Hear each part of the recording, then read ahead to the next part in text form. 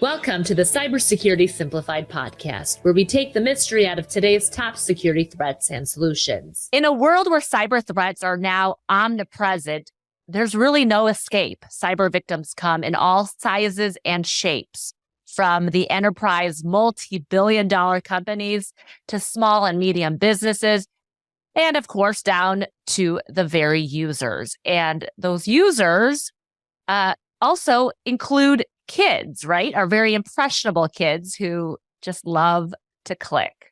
Today, our guest on Cybersecurity Simplified has a special place in her heart to educate kids and women, and she uses her platform as a cybersecurity practitioner and influencer to reach the masses. Hello, everyone. I'm your co-host, Susanna Song. And I'm Dave Barton. Hey, David, a long time since we've recorded one of these, but it's been too long. This is right up our alley of keeping ideas around cybersecurity simple and digestible, and really not to overly complicate technical concepts. So we're glad that Amber joining us. Exactly. And the beautiful guest who you see on your screen there, who's joined us, is Amber DeVilbiss. Welcome to Cybersecurity Simplified. Thank you so much. I'm so excited to be here. I'm finally here. Feels great. We've only been talking about it for like 2 years. I know. I feel so bad about that. But, thanks for the patience. Look, life happens and it's just been busy for everybody. So it makes sense. Yeah, I'm stoked. I can't wait to talk it all up today. Yeah, and I find your background very fascinating, Amber, because you have really made a name for yourself as an author for kids books, and also on TikTok, right? Tell us how you got started in these educational videos and books. You know, it's funny. A girlfriend of mine had TikTok for a long time. I got on that bandwagon very late. I actually did it one day because I was just bored. I'm like, wow, that's rare for me. I'm usually doing 100 things at once. So I sat down, I kind of got roped in, and then I thought, there was kind of like a training video that someone had done. I have it saved. It's like a million videos ago, so it's hard to find. But somebody did a video on how the internet works, and it was like I guess at the time it was about 3.5 minute video. And I remember thinking like, wow, you know what? Maybe. So I typed in, right, because you can search for anything, and I was like, I'm going to type in cybersecurity and just see what pulls up. And there were a couple of people who had videos that were like, here's what hackers do, or here's how to hack into things, or here's how to, pull all of your public data, offline and stuff like that. And I'm like, well, there's really still nothing that's kind of in my space. So, I guess my personal space, my space brings up different memories. But definitely old school. Yeah, I don't. Old school there. Yeah. My space. Yeah. Right. There is no MySpace. Yeah.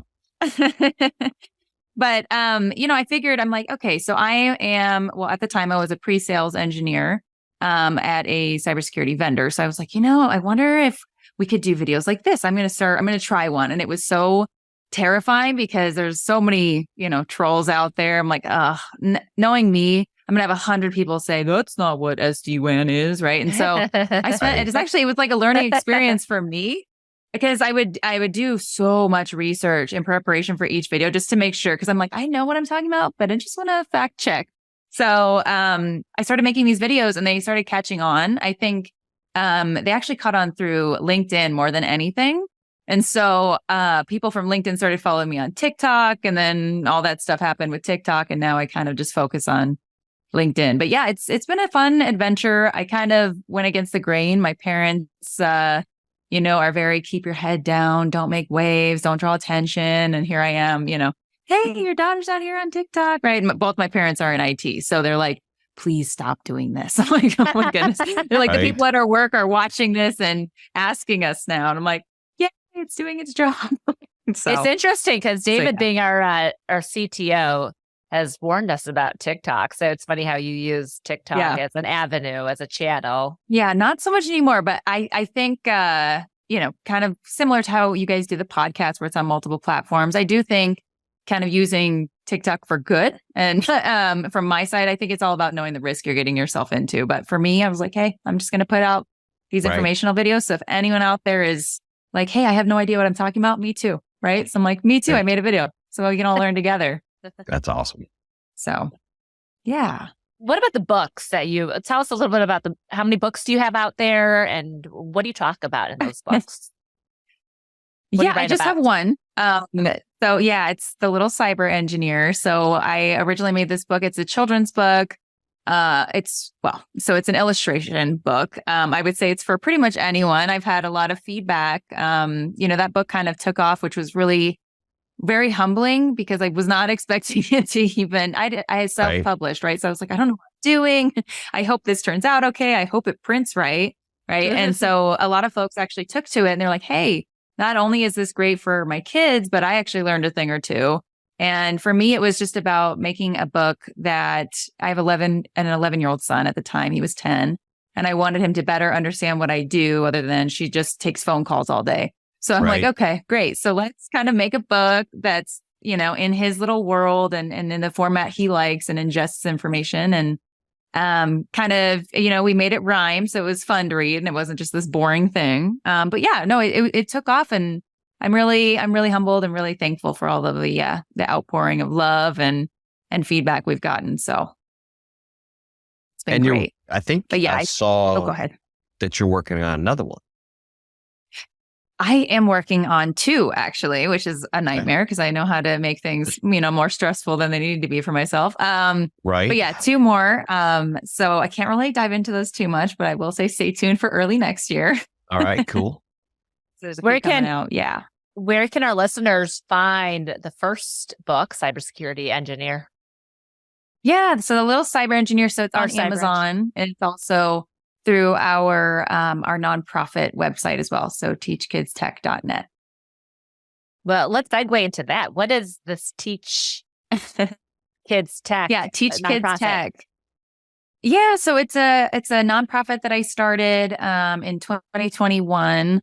And the main purpose of that is to help. We're providing things like technical literature and access to educational opportunities in the tech space for children who are, living in underserved communities and underrepresented communities. So we do a lot of workshops and programs, and it's kind of like a traveling circus right now.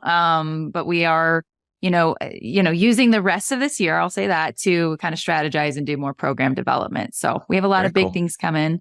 And then of course, with all the book sales for every hardcover, I should say, I need to stop saying that. Every hardcover book that is purchased, we donate another book to one of those kiddos. So that's awesome. That's fantastic. So Amber, we get a lot of questions from our listeners around how'd you get started, right? What took you down this path and how did you get to where you are? And when you and I first met 2 years ago, well, we met before that, but when we sat down for lunch, that was one of the things I want our listeners to get out of our conversation today is tell us about your journey, right? How did you go into cyber? And for other women, what suggestions do you have in terms of how do they get started? Yeah, no, I appreciate that. I do remember that lunch. My background is very strange. It's not the usual typical, college degree. It's not like I ever really wanted to be in cyber. In fact, if I'm being honest, I wanted to be a neurosurgeon. And then I had a kiddo. So I'm like, all right, well, there goes that. So I had a kiddo very young.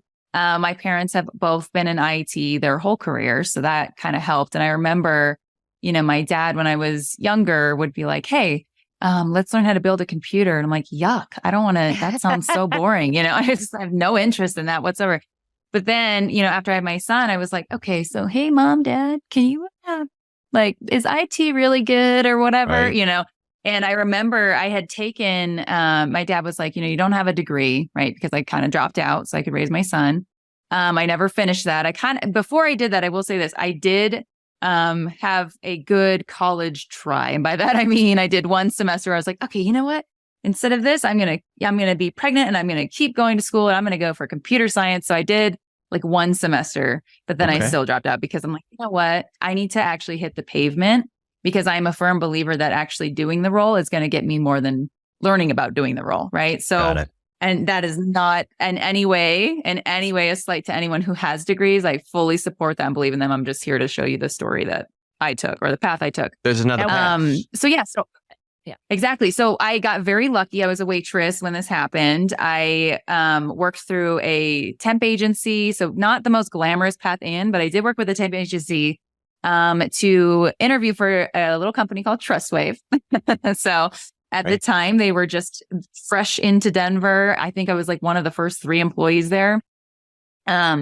So there was that. And I remember in the interview, I had no idea. I was terrified. I was like, and this is weird. Can we talk about this? The recruiter was actually sitting next to me in my interview, like watching and kind of like grading. I'm like, this is so, if you think about that today, it's so weird, but that was a normal thing apparently. So I remember just kind of almost blacking out because of anxiety. Because I was like, I have no idea what I'm doing. I'm not qualified for this job. And that was my mindset going in. And I remember just being like, okay, awesome. Yeah, awesome. Whatever it is, I'll do it. Awesome. And I was just like trying to make it through the interview. You're like, please hire me. Yes, I was like, sure, whatever it takes, And I remember walking out of there and the recruiter was like, you said awesome a lot. And I'm like, oh, that's awesome. Probably not awesome then, I guess. And I actually got a call and they were like, the thing is they love your enthusiasm and they love the fact that you were so willing to try whatever it took to get to succeed in that role. Right. Because a lot of candidates were like, oh, that's beneath me or whatever. And, you got to remember, I was like, I just want in. Right. So I'm just trying to do whatever I can do. And so I spent the next few years kind of learning everything that I needed to learn. This was on the compliance side. So I wasn't technically like in cyber yet. This was PCI compliance. Yep. Very fun, very riveting stuff. And they actually had a network operations center. So I remember that's kind of the transition, right? I was like, what do you guys do? Right. I'm like, that's way better than what I do. And so I remember I just kept, I moved out of there eventually and I kept going to different companies and working my way up and taking different jobs as a compliance analyst and a security analyst, all the way up until I started working for an MSSP in Denver and I became a SOC manager. And I just really, the thing about me, when people ask like, how do I go from, nothing to being a superstar in cyber? And it's like, well, if you don't go the cert route, the college route, the, whatever, you're going to have to like work your way up through the ranks, right? Like nobody starts at the top of the ladder. And that's, so now I kind of made it almost, I kind of made my platform, my voice to show people, hey, there's more than just this traditional route in. In fact, I encourage it because there are so many people, especially from being a hiring manager myself.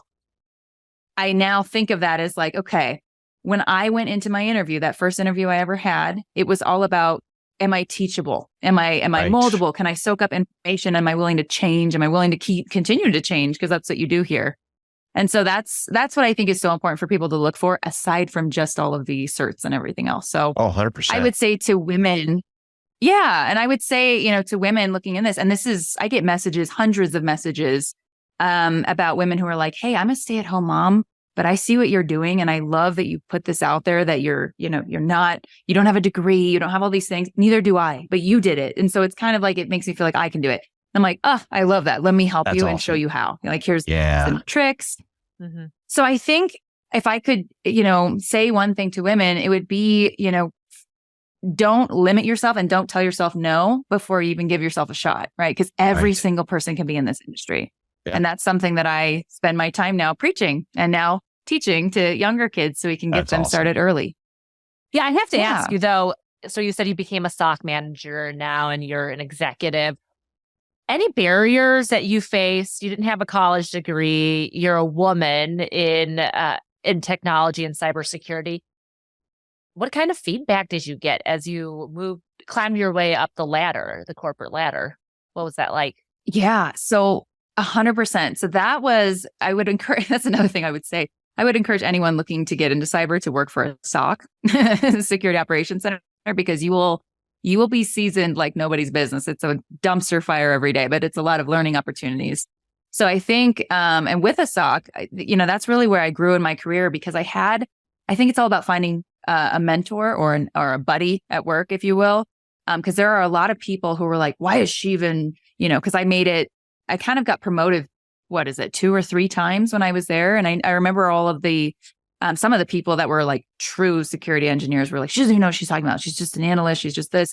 And it's like, I think for them, they kind of assumed, and I still deal with that today. I don't know if it's necessarily because I'm a woman or if it's because I'm young or both, but I usually get the red herrings, right? Or I am the red herring where it's like, hey, let's ask her all the trick questions, right? See what she really knows.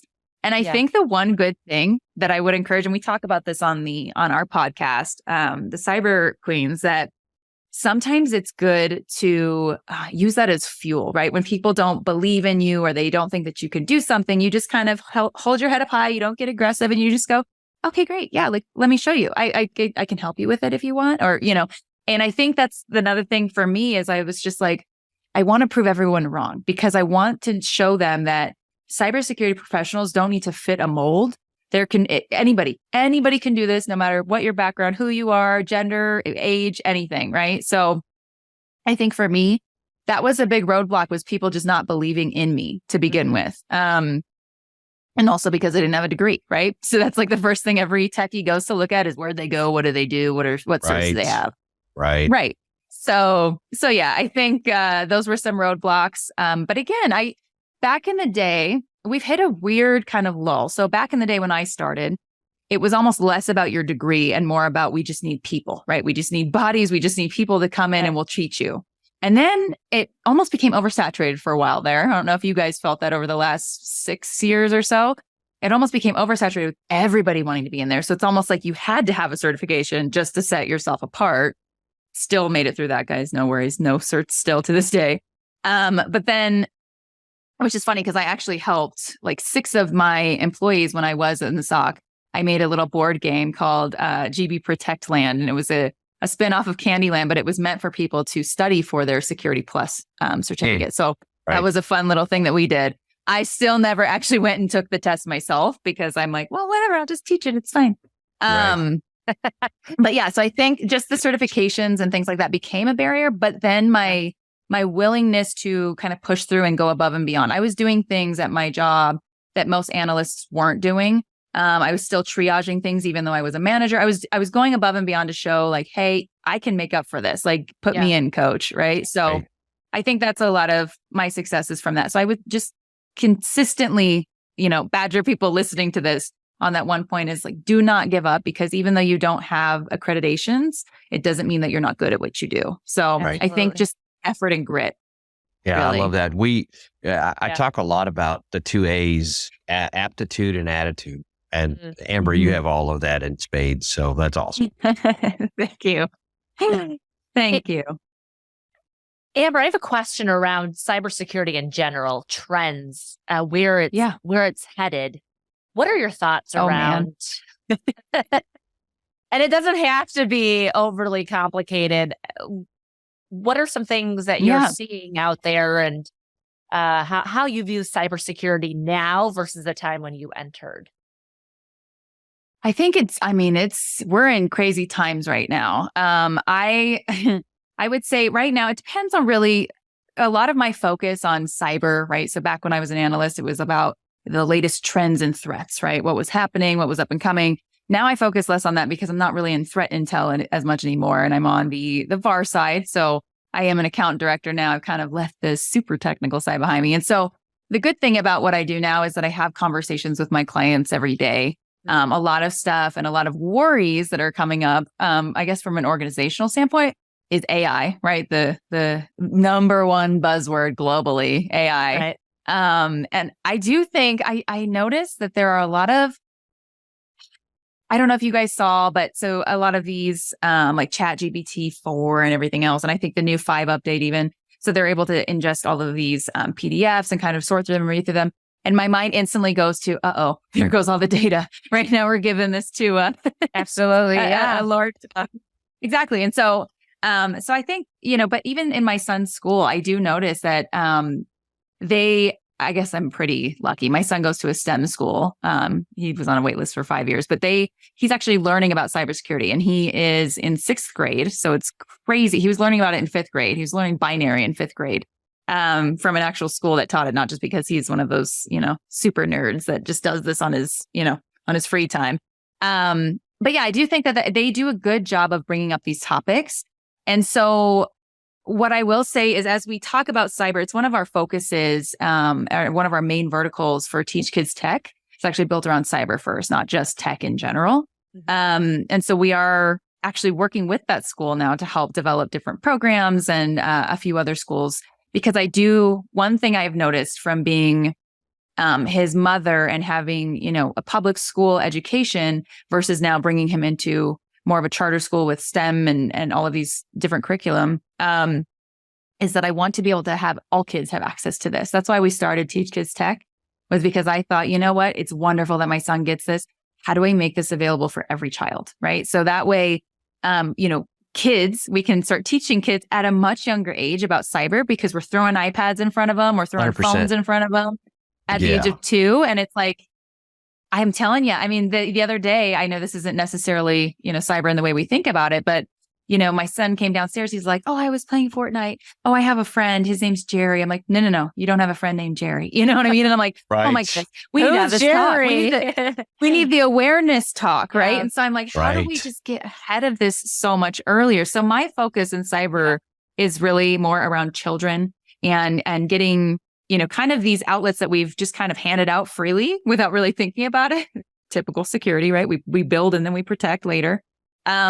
So I think that that's kind of my focus right now. And a lot of this AI stuff, since it's what is the word? It's almost like infecting the school system too, right? Like even teachers are worried about this. So that's kind of the side that I'm most worried about now and concerned and focused on. But I would say that even in general, and Dave, I'm sure you guys see this too, right?